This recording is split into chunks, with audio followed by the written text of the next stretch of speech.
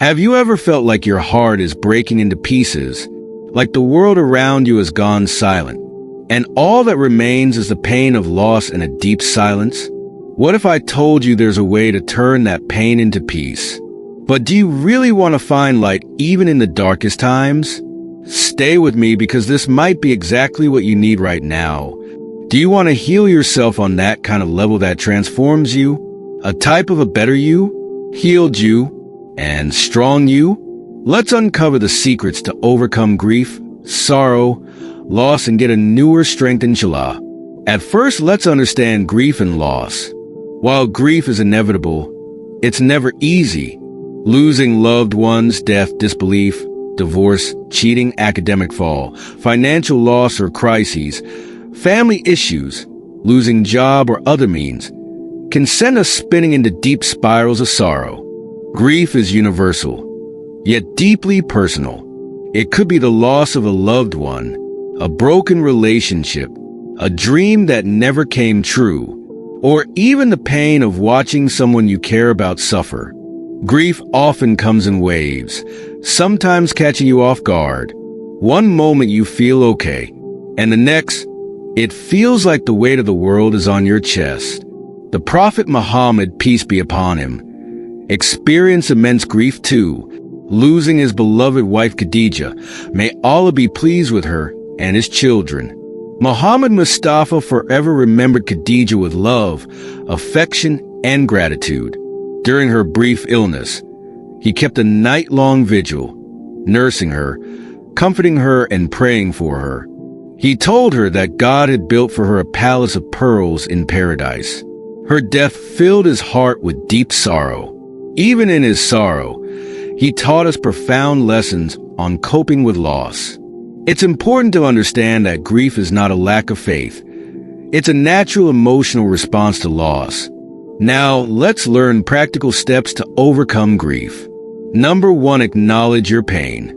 Grief often brings a mix of emotions: sadness, anger, confusion, depression, bargaining, or even guilt. It's important to acknowledge these feelings rather than suppress them. Process your feelings. Allow yourself to experience the emotions that come with embrace your emotions without guilt, because they are a natural part of healing.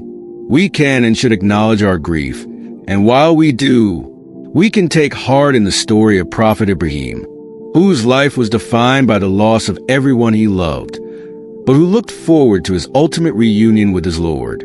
Number 2, turn to Allah.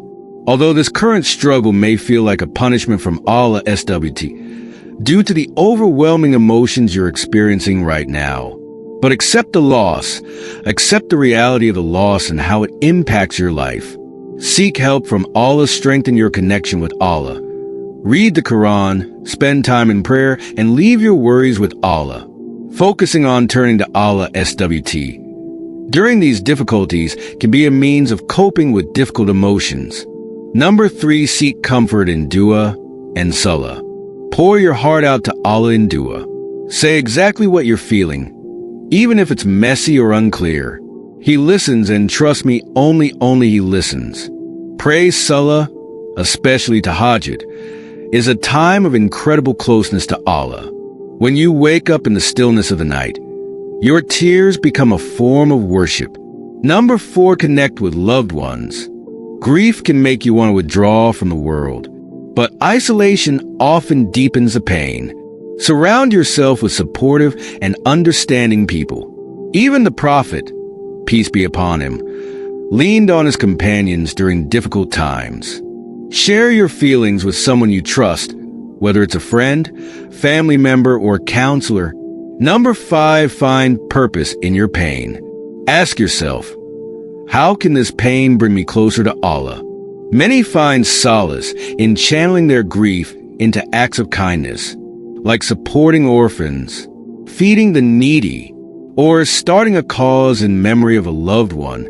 By helping others, you create meaning from your loss and invite blessings into your life. Let me share a powerful story. When the Prophet, peace be upon him, lost his son Ibrahim, he said something that resonated deeply. The heart is sad, and the eyes weep, but we say only what pleases Allah. This teaches us that grief is not a sign of weakness, but a sign of love. Another story is of Salama, peace be upon her, who lost her husband. Her world seemed to collapse, but she made the dua the Prophet taught her. Translation: To Allah we belong, and unto Him is our return. O Allah, recompense me for my affliction, and replace it for me with something better. Little did she know, Allah had planned for her to marry the Prophet Muhammad himself. This shows that what we lose is never greater than what Allah plans to give us in return. There is a wonderful dua we can read also, which will help us overcome our loss and also result in Allah Ta'ala giving us something better in return than what we lost. How amazing is that? This phrase is a powerful reminder that everything, including our pain, belongs to Allah. It helps shift the focus from despair to trust in His divine plan. Grief can be of loss of a loved one. Losing someone you love feels like losing a part of yourself. But Allah reminds us in the Quran, Surah Baqarah, verse 156.